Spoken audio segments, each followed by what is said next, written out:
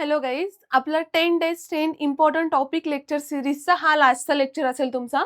Topic आहे injury, their definition and classification. ठीक आहे, तुम्हाला सिंपल एसएक्यू किंवा एलएक्यू येऊ शकतो. मोस्ट ऑफ द वेळेस एसएक्यू आलेले आहे त्याच्यावर, कारण की जे काही टाइप्स आहेत ते जरी एलएक्यूला विचारले तरी तेवढं एक्सप्लेन करणं शक्य नसतं. या पॉईंट ऑफ व्ह्यूने ते काय करतात की एसएक्यूला असे टॉपिक्स टाकतात. त्यामुळे जितके जितके अगतंत्रामध्ये क्लासिफिकेशन आले ते सगळे तुम्हाला एका पेजवर नोट करायचे आहेत. कोणत्याही क्लासिफिकेशनवर तुम्हाला क्वेश्चन येऊ शकतो.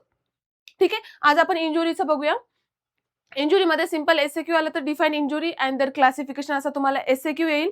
अन जर आलाच तुम्हाला एलएक्यू तर त्याच्यामध्ये जे क्लासिफिकेशन आहे त्याचं तुम्हाला शॉर्ट फॉर्म मध्ये डिटेलमध्ये लिहावं लागेल. एसएक्यूला फक्त आपण जे ह्या लेक्चरमध्ये चार्ट दिले तेवढे चार्ट केले तरी सफिशियंट आहे. ठीक आहे, आपण डेफिनेशन पासून सुरुवात करूया. आता ह्याच्यात दोन डेफिनेशन केल्या जातात. ठीक आहे, मेडिकल एक डेफिनेशन असते आणि लिगली एक डेफिनेशन असते. मेडिकली म्हणजे जे काही त्याच्या स्किनवर रप्चर होते किंवा त्याच्या बॉडीच्या रिलेटेड काय काय दिसतं त्याच्यामध्ये त्यावर आधारित केलेली ही डेफिनेशन आहे. आणि लिगली डेफिनेशन म्हणजे जे काही आयपीसीचे ऍक्ट आहेत त्यानुसार ती डेफिनेशन केलेली. ओके, आपण दोन्ही पण डेफिनेशन बघू. तसं इंजुरीचे जर तुम्ही सिंगलच्या बुकमध्ये बघितलं तर खूप सारे डेफिनेशन्स दिलेले आहेत. प्रत्येक आयपीसीच्या ऍक्ट नुसार त्यांनी वेगवेगळी डेफिनेशन इंजुरीची बनवलेली आहे. पण ऍटलिस्ट तुम्हाला ह्या दोन ज्या इम्पॉर्टंट आहेत त्या माहिती असल्याच पाहिजे. ठीक आहे, तर मेडिकली बघा, injury is defined as a any discontinuity or breach in the anatomy of the body. ठीक आहे, जी काही आपली ही स्किन आहे, फॉर एक्झाम्पल ही स्किन आहे, स्किनचा लेअर आहे असं समजा. या स्किनच्या लेअरवर जर काही अशी डिस्कंटिन्युटी असेल, ही डिस्कंटिन्युटी झाली, और ब्रिज म्हणजे असा जर एखादा ब्रिज फॉर्म झालेला असेल तर त्याला आपण इंजुरी म्हणतो. ठीक आहे, discontinuity or breach in the anatomy of the body, normal anatomy of the body असं तुम्ही इथं हा शब्द ऍड करू शकता. क्लिअर सगळ्यांना? Medically injury is defined as any discontinuity or breach in the anatomy of the body, normal anatomy of the body असं add केलं तरी चालेल. पुढे लीगली बघा, legally as per act section 44 IPC, आयपीसीचे ऍक्ट मधला जो सेक्शन 44 आहे त्यानुसार आपण ही डेफिनेशन करतोय. हा एमसीक्यूचा पॉइंट आहे, हा लक्षात ठेवणं गरजेचंच आहे. Okay, injury is defined as any harm caused legally to a person, that is to his body, mind, reputation or the property. म्हणजे मेडिकली फक्त आपल्याला अनाटॉमी ऑफ बॉडी बद्दल सांगितलं, पण इथं body, mind, reputation and property या चार गोष्टी कधी विसरायच्या नाही. ठीक आहे, लिगली काय म्हणतात, injury is defined as any harm caused illegally, okay, illegally to the person, to his body, mind, reputation and property, ह्या चार गोष्टी. ठीक आहे, ही काय झाली, लिगल डेफिनेशन झाली according to IPC section 44. Clear? ठीक आहे, ह्या दोन डेफिनेशन लिहिल्यानंतर आपल्याला क्लासिफिकेशन ऑफ इंजुरीचे अशाला असे चार्ट टाकायचे. एसएक्यू आला तर एक्सप्लेन करत बसू नका, एक्सप्लेन करण्यामध्ये खूप सारा तुमचा वेळ जाणार आहे. त्यामुळे अशाला असे चार्ट टाकायचे आणि बाजूला व्हायचं. फक्त मी इथं शॉर्ट मध्ये एक्सप्लेन करेन जेणेकरून तुम्हाला पुढे इंजुरीचा जे काही मोठा टॉपिक आहे आपला तो डिस्कस करायला किंवा समजायला इझीच आहे. ओके, आता बघा, फर्स्ट आपल्याला इटिओलॉजिकल क्लासिफिकेशन बघायचंय. इटिओलॉजिकल क्लासिफिकेशन मध्ये आपल्याला दोन, मेकॅनिकल अँड थर्मल. ठीक आहे, okay, mechanical injury and thermal injury. माझ्यासोबत तुम्ही रफ मध्ये जरी काढले हे चार्ट तरी तुमचं ते रिव्हिजन होऊन जाईल. मेकॅनिकल मध्ये पुन्हा आपल्याला 6 बघायचे आणि थर्मल मध्ये आणखीन तुम्हाला 6 ते 7 पॉइंट सांगितलेले. तर मेकॅनिकल मधले हे जे काही 6 पॉइंट आहेत, प्रत्येक एका पॉइंटवर तुमचा एलएक्यू बनू शकतो. इंजुरीचा टॉपिक स्किप करायचा नाही, इथून क्वेश्चन येतातच. ठीक आहे, तर मेकॅनिकल मध्ये फर्स्ट आहे ॲब्रेजन, कंट्युजन, लॅसरेशन, इन्सिज, स्टॅबुंड आणि फायरआर्म. एकदम शॉर्ट मध्ये बघा, ॲब्रेशन, जे काही ॲब्रेजन बद्दल इंजुरी सांगितली ती फक्त सुपरफिशियल लेअरवर असते. ठीक आहे, superficial layer of epithelium, short मध्ये लिहूया आपण, इपिथेलियमच्या सुपरफिशियल लेअरवर इंजुरी असते. And injury cause by hard, blunt and rough object. एवढं लक्षात ठेवा. Hard, blunt and rough object. आपण ॲब्रेशनचं बोलतोय. ॲब्रेशन मध्ये काय, सुपरफिशियल इपिथेलियमचा जो काही लेअर आहे तिथे इंजुरी होते आणि ते कशामुळे होते, हार्ड, ब्लंट अँड रफ ऑब्जेक्टमुळे होते. Okay, simple. याच्या डेफिनेशन मध्ये तुम्ही इतकं लक्षात ठेवलं तरी चालेल. सेकंड आहे कंट्युजन इंजुरी म्हणा. कंट्युजन इंजुरी मध्ये सबक्युटेनियस लेअर इन्व्हॉल्वमेंट असते. Subcutaneous layer and deeper part of epithelium, त्याची पण इन्व्हॉल्वमेंट इथं आपल्याला कंट्युजन मध्ये दिसते. परंतु जे काही इपिथेलियम आहे ते इपिथेलियम रप्चर नसतो ह्याच्यामध्ये. ओके, इपिथेलियम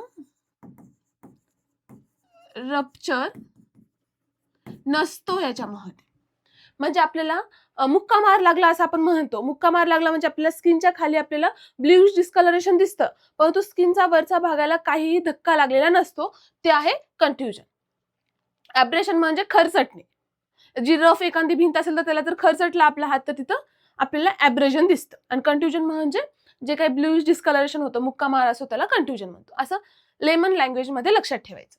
पुढे लॅसरेशन. त्याच्यामध्ये टियर म्हटलेलं आहे. त्याच्यामध्ये टियर का लक्षात ठेवायचं, लॅसरेशन मध्ये जेव्हा मार लागतो तेव्हा तिथून जे काही लिम्फ आहे ते लिम्फ बाहेर यायला लागतं. ठीक आहे, लिम्फ बाहेर यायला लागतो, मग तिथं आपल्याला टियर एक शॉर्ट फॉर्म मध्ये त्यांनी दिलेला आहे.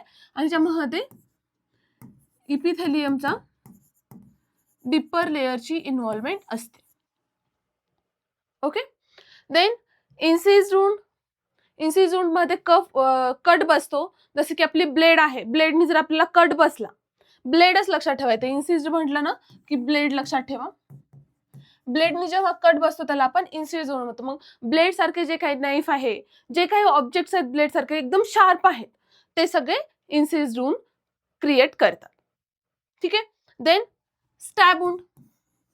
स्टॅब वुंड मध्ये पंक्चर होतं. जसं की आपला एखादा खिळा वगैरे आहे किंवा पॉइंटेड ऑब्जेक्ट आहे, त्याच्यामध्ये पॉइंटेड ऑब्जेक्ट मुळे जे काही इंजुरी होते त्याला आपण काय म्हणतो, स्टॅब वुंड म्हणतो.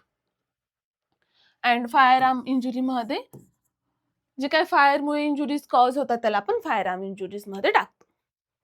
क्लिअर सगळ्यांना? ॲब्रेजन, कंट्युजन, लॅसरेशन, तीनचे ग्रुप करा. Abrasion, contusion, laceration, incised wound, stab wound and fire arm. Okay, आणि एकदम शॉर्ट मध्ये सांगितलं. हे असं तुम्ही तुमच्या चार्ट मध्ये व्यवस्थित लिहिलं तरी तुमचं एक लास्ट मिनिट रिव्हिजन होऊन जाईल. देन हे झाले मेकॅनिकलचे 6. आता थर्मल कडे येऊया. थर्मल मध्ये बघा सगळे आपल्याला बर्न सांगितलेले आहेत. कशा कशामुळे बर्न होतं तेच एक्झाम्पल सांगितलं तिथं. फर्स्ट आहे बर्न, नॉर्मल बर्न, जे की आपल्याला फ्लेम किंवा हॉट मेटल्स मुळे होतं, ते ह्याच्यामध्ये टाकलंय. Second, scalds due to moist heat. Moist heat म्हणजे आपण एक असं एक्झाम्पल घेऊ शकतो की एखादा बॅग आहे आणि बॅग मध्ये खूप गरम पाणी भरलेलं आहे. म्हणजे जे काही गरम पाणी आहे त्याच्या डायरेक्ट कॉन्टॅक्ट येत नाही, परंतु त्या बॅगचा जर आपल्याला चटका बसला तर आपल्याला काय होणार, तिथं बर्न होणार. त्याला आपण कशामध्ये टाकतो, स्काल्स मध्ये टाकतो. Then chemical burn due to the corrosions, radiation burns due to the X-ray, UV lights, जे काही रेज आहेत, रेडिएशन्स आहेत, त्यामुळे बर्न होतं ते radiation burn. Then electrical burn due to electrical current, lightning burn and explosive burn. हे म्हणजे जे कॉज आहेत त्यानुसार त्याचे टाइप्स केलेले आहेत. त्याच्यामध्ये सिंपल एवढं असं डिटेलमध्ये लक्षात ठेवायची काही गरज नाही, फक्त हे तुम्हाला 6 डिटेलमध्ये करणं आहे. क्लिअर? थर्मल मध्ये burn, scalds, chemical burn, radiation burn, electric burn, lightning burn आणि एक्सप्लोजिव्ह बर्न. इथले 6 पॉइंट्स आणि हे 7 पॉइंट्स लक्षात ठेवायचे. ओके, मेडिकल क्लासिफिकेशन मध्ये mechanical and then thermal, mechanical मध्ये 6 अँड थर्मल मध्ये 7. हे पॉइंट्स लक्षात ठेवायचे. आणि हे जेव्हा चार्ट टाकता तुम्ही तेव्हाच एक्झामिनरला क्लिअर होतं की बाबा ह्याला इंजुरी माहिती आहे किंवा इंजुरीचं क्लासिफिकेशन माहिती. ठीक आहे, कारण की जे पुढचे क्लासिफिकेशन आहे ते एकदम शॉर्ट मध्ये आहेत. याला तर तुम्हाला लिहायचंच आहे, पण त्याच्या आधी हाफ चार्ट फर्स्ट आलाच पाहिजे मेडिकल क्लासिफिकेशनचं. पुढे आणखी तुम्हाला क्लासिफिकेशन दिले depending upon the severity of the injury, simple injury आणि ग्रेव्हियस इंजुरी. जी सिंपल नॉर्मल इंजुरी असते त्यामध्ये जास्त त्रास होत नाही, त्याला आपण सिंपल इंजुरीमध्ये टाकतो आणि ग्रीवियस इंजुरीमध्ये डीपर लेयर्स इन्व्हॉल्वमेंट असते, मसल्सची इन्व्हॉल्वमेंट असते, बोन्सची इन्व्हॉल्वमेंट असते, ते सगळे ग्रेव्हियस इंजुरीमध्ये येतात. ठीक आहे. Then depending upon the movement of death, म्हणजे डेथ होण्याच्या आधी इंजुरी झाली आहे का डेथ झाल्यानंतर इंजुरी झाली, हे पण आपल्याला महत्वाचं ठरतं, जे काही आपले मेडिको लिगल रिपोर्ट्स आपल्याला बनवायचे त्यासाठी. ठीक आहे. त्याच्यामध्ये अँटीमॉर्टम आणि पोस्टमॉर्टम. अँटी म्हणजे डेथच्या आधी इंजुरी आणि पोस्ट म्हणजे डेथ नंतर इंजुरी. आता याचं सिंपल एक्झाम्पल असं आहे की जरी होमिसायडल इंजुरी असेल, होमिसायडल इंजुरी असेल आणि त्यांना जर ऍक्सिडेंटल दाखवायची असेल, तर आधी त्या पेशंटला किंवा जो काही XYZ पर्सन आहे त्याला मारलं जातं आणि नंतर उंच ठिकाणाहून खाली फेकलं जातं. म्हणजे ही काय झाली, पोस्टमॉर्टम इंजुरी झाली. म्हणजे डेथ नंतर जी इंजुरी होती ती पोस्टमॉर्टम आणि डेथच्या आधी इंजुरी होती, म्हणजे डायरेक्ट जी काही कार आहे ती मोठ्या हिल स्टेशनवरून खाली पडली, तर ती काय झाली, डेथच्या आधीची इंजुरी झाली. ठीक आहे. अँटीमॉर्टम, पोस्टमॉर्टम हे कशावर, depending upon the movement of death. At the end medico legal classification मध्ये आणखीन एक दिलेलं आहे इथं. मेडिको लिगल मध्ये जे काही आपल्याला पॉइंट सांगितले, suicidal, homicidal, accidental. Okay, suicidal, homicidal, accidental, defence wound and forget wound. त्याचे डिटेल तुम्हाला माहिती आहे. सुसाईड म्हणजे मुद्दाम पेशंटनी सुसाईड म्हणजे डेथ पाहिजे म्हणून त्यांनी केलेलं सुसाईड, त्याला आपण सुसाईड अटेम्प्ट जे असतात ते सगळे ह्याच्यामध्ये टाकतो, जसं की हँगिंग सारखे. ह्याचं बेस्ट एक्झाम्पल हँगिंग आहे सुसाईड वुंडचं. ठीक आहे, कारण की हँगिंग मध्ये नेकच्या इथं आपल्याला क्लिअर कट तिथं इंजुरी आपल्याला दिसते. देन होमिसायडल, ऍक्सिडेंटल, डिफेन्स वुंड म्हणजे कोणीतरी आपल्याला मारते त्याला डिफेन्स करण्यासाठी जे काही हालचाली केल्या जातात त्यातून जे क्रिएट होतं त्याला आपण डिफेन्स वुंड म्हणतो. आणि फॉरगेट वुंड हे पण त्याच्यामध्ये येतं. म्हणजे इंजुरी झालेली आहे पण लगेच कळत नाही की ती इंजुरी झाली, किंवा इंजुरी होऊन गेली आहे परंतु लक्षात नाही आलं, तितकं काही ते इम्पॉर्टन्स नाही किंवा जास्त क्रुशियल नाहीये, त्यामुळे ह्याला आपण फाल्स वुंड किंवा फॉरगेट वुंड हे दोन्ही वर्ड लक्षात ठेवले तरी चालेल. ठीक आहे. ओके, सगळ्यांना क्लिअर. आता एकदा शॉर्ट मध्ये रिव्हिजन करूया आपण. फर्स्ट आपण डेफिनेशन बघितलं, डेफिनेशन मध्ये पण 2 डेफिनेशन बघितलं, मेडिकली डेफिनेशन आणि लीगल डेफिनेशन. देन त्याचे 4 क्लासिफिकेशन बघितले, इटिओलॉजिकल क्लासिफिकेशन. देन आपण डिपेंडिंग अपॉन द सिव्हिअरिटी यावर बघितलं आणि depending upon the movement of death हे, आणि ऍट द एंड आपल्याला मेडिको लिगल क्लासिफिकेशन बघायला भेटतं. ठीक आहे. इथं आपला जे काही 10 days 10 लेक्चर सिरीज होतं त्यातलं हे लास्ट लेक्चर. होप सो हे तुम्हाला हेल्पफुल ठरतील तुमच्या एक्झामच्या पिरियडमध्ये. आणि यातले जे काही आपण पॉइंट्स कव्हर केलेत ते प्रिव्हियस इयरला मॅक्झिमम वेळेस आलेले किंवा तुमच्या एक्झामलाही येतील असे पॉइंट्स आपण कव्हर केलेत. जरी वेळ नसेल तरी 2x स्पीडमध्ये काय होईना शॉर्ट रिव्हिजनसाठी हे लेक्चर्स तुम्ही बघाच. ठीक आहे. बाकी इन डिटेल आपल्या ॲपवर सगळे पॉइंट्स आहेत.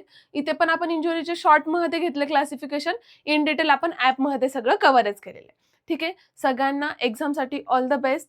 मस्त पेपर द्या आणि माझा अभ्यास झालाय हा कॉन्फिडन्स ठेवूनच पेपर द्या, पण ओव्हर कॉन्फिडन्समध्ये जाऊ नका. ठीक आहे. All the best. थँक्यू.